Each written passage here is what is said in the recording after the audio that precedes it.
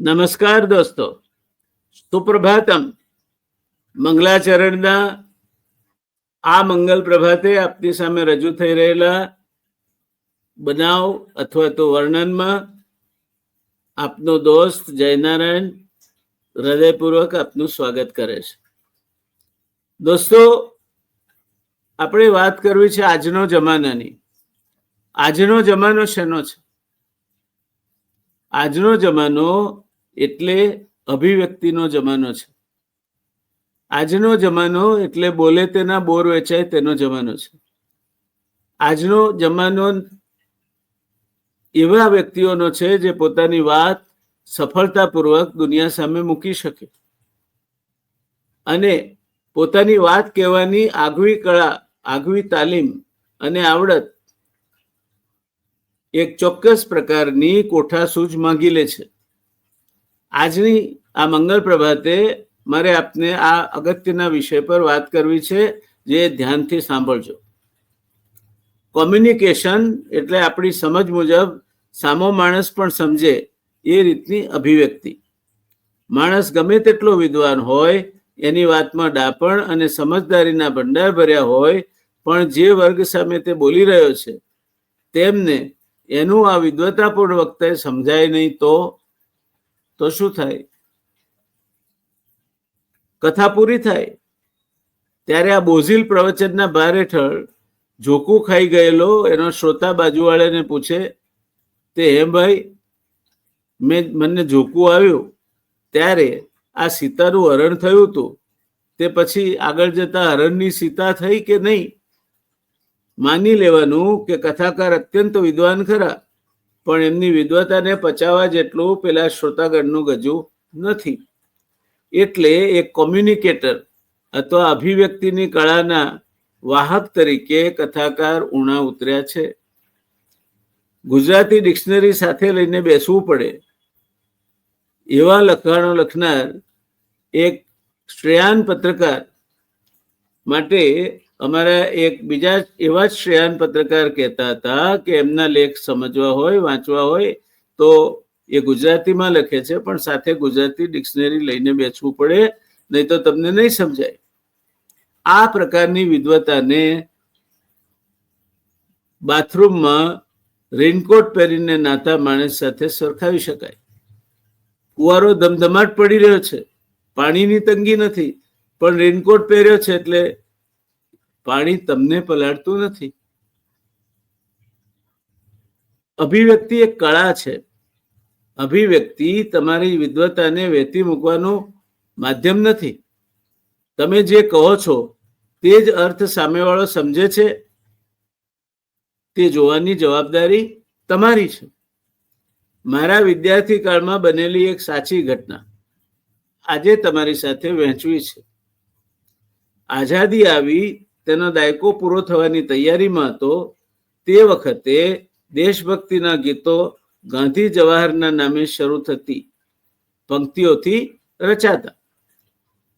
12-15 પાનાની આ પુસ્તિકા એકાદ આનામાં વેચાતી મળતી અને બારોટજીઓ આવી પુસ્તિકાઓ સાથે ગામે ગામ ફરતા, નિશાળોમાં ખાસ જતા. આવા જ એક પ્રસંગે અમારી નિશાળમાં આવેલ કવિરાજ એમની રચેલી એક રચના અમને ગૌરવી રહ્યા હતા અને અમે મહેસાણા જિલ્લાના એક ખૂણાના ગામડાના વિદ્યાર્થીઓ. અમારી સમજની મર્યાદાઓ મોટી, ભાષાની પણ કંઈક લઢણ જુદી. તો આ કવિતાનો કંઈક પંક્તિઓ નીચે પ્રમાણે હતી: ડિયર ગાંધીજી, ડિયર ગાંધીજી, તું તો બેઠો બેઠો, તું તો બેઠો બેઠો, તું તો બેઠો બેઠો ધરણી ધ્રુજાવે, કે ડિયર ગાંધીજી, કે ડિયર ગાંધીજી.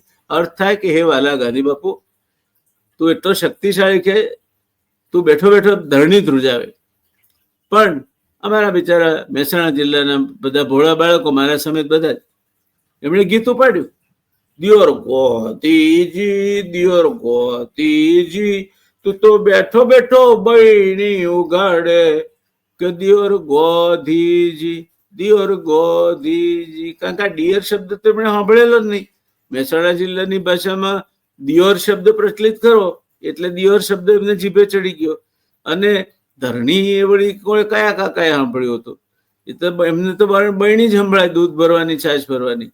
એટલે દિયોર ગોધીજી, દિયોર ગોધીજી, તું તો બેઠો બેઠો, તું તો બેઠો બેઠો બહેણી ઉગાડે, કે દિયોર ગોધીજી. કરી નાખ્યું રાયતું, સત્યાનાશ થઈ ગયું. આ એમને સમજ પડી. કવિતાની મૂળ ભાવના અને અર્થમાં એમણે મરચા વાટી રાખ્યા. તમે બાળકો સામે બોલતા હો ત્યારે એમને કહેવા માટે સરળ વાર્તા સ્વરૂપ હોવું જોઈએ. દોસ્તો, એક પ્રસંગ તમારી સાથે વહેંચવો છે. હું આરોગ્ય મંત્રી હતો ત્યારનો એક અનુભવ. રાજ્ય સરકાર શાળા આરોગ્ય કાર્યક્રમ નામનો બાળ આરોગ્ય ચકાસણીનો સુંદર કાર્યક્રમ ચલાવે. ટાગોર હોલમાં એના ઉદ્ઘાટનનો કાર્યક્રમ યોજાયો. શાળાના બાળકોથી હોલ ખીચોખીચ ભરાયેલો. સામે સ્ટેજ પર એક જાણીતા સ્વામી, ડાયરેક્ટર ઓફ એજ્યુકેશન થી માંડી શિક્ષણ સચિવ અને શિક્ષણ મંત્રી શ્રી, બીજી બાજુ આરોગ્ય સચિવ અને આરોગ્ય કમિશનર શ્રી, અને હું વધારામાં તારક મહેતાના ઉલ્ટા ચશ્મા વાળો ટપુ પણ બાળકોનું મનોરંજન કરવા માટે સ્ટેજ ઉપર હાજર. ભાષણોનો કાર્યક્રમ શરૂ થયો. શનિની સાડાસતીના વર્ષો કરતા વધારે એવા 8 ભાષણકારો હતા, જે 2 શબ્દો કહેવા અને પોતાની વિદ્વતાનું પ્રદર્શન કરવા માટે થનગની રહ્યા હતા. જેમ જેમ ભાષણબાજી આગળ વધતી ગઈ તેમ તેમ બાળકોના મોં પર કંટાળો દેખાતો જતો હતો. હવે થોડો ઘોંઘાટ પણ આવતો હતો. ટપુનો કાર્યક્રમ બહુ સરસ ગયો, પણ ત્યાર પછી છેલ્લે કાર્યક્રમના અધ્યક્ષ તરીકે મારો બોલવાનો વારો આવ્યો ત્યારે કેવી ભયંકર પરિસ્થિતિ હશે તે તમે સમજી શકો છો. અત્યાર સુધીમાં મારો અનુભવ મને કહી રહ્યો હતો કે આ નિર્દોષ બાળકો ઉપર હું અત્યાચાર કરવા જઈ રહ્યો છું. એ વિચારે મન દુખી હતું. આ કારણથી મેં નિર્ણય કર્યો, ભાષણ નહીં કરવું. મેં માઇક પર આવીને આ વિષયને કઈ રીતે મૂકવો તે અંગેનું એક જોડકણું બનાવ્યું અને માઇક પર પહોંચીને બાળકોને કહ્યું, કંટાળો આવે છે? અને આ બિચારા નિર્દોષ ભૂલકાઓ એક અવાજે બોલી ઉઠ્યા, હા. મેં ભાષણ સાંભળવું છે? ના. તો હું જોડકણું ગવડાવું તો ગાશો? હા. હું ભાષણ નહીં કરું તો તમને ગમશે? હા.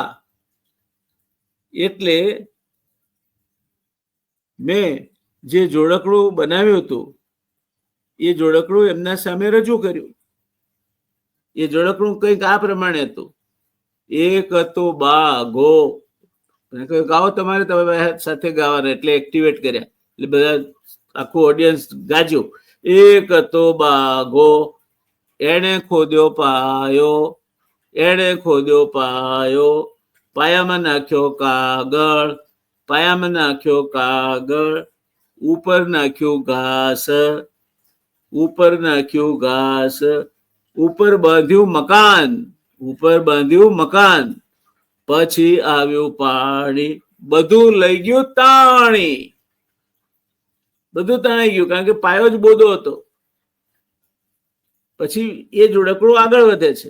એક હતો ડાયો, એણે ખોદ્યો પાયો, પાયામાં નાખ્યા પથ્થર, ઉપર નાખ્યો સિમેન્ટ, પછી બાંધ્યું મકાન, ઘણું આવ્યું પાણી, કાઈ ન શક્યું તાણી. બોલો સિયાવર રામચંદ્ર કી જાય.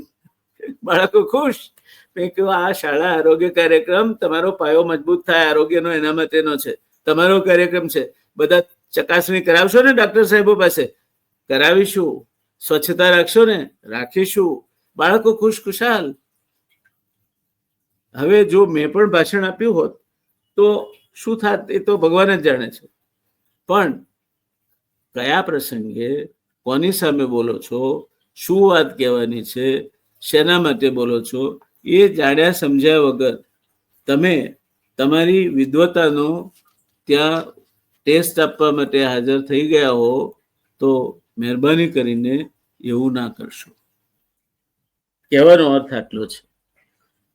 તો દોસ્તો,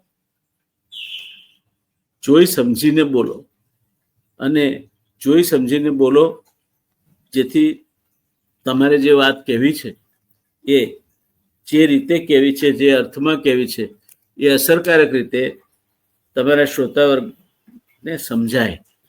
જો એ નહીં સમજાય તો ડિયોર ગોંધીજી થશે અને ધરણી ધ્રુજાવાના બદલે બરણી ઉગાડે થશે. કોક કરવું છે એવું? આપણે એવું નથી કરવું. માટે આ વસ્તુ ખ્યાલમાં રાખજો કે કોની સામે બોલો છો, કેટલું બોલવાનું છે, કેવું બોલવાનું છે, શું બોલવાનું છે. બસ આટલું જ આજે દોસ્તો. શુભ દિવસ. ઈશ્વરની અનુકંપા આપના પર સતત વરસતી રહે. હસતા રહો, મસ્ત રહો, ખુશ રહો, એવી તમારા દોસ્ત જયનારાયણની શુભકામનાઓ. આવજો ત્યારે મળીએ.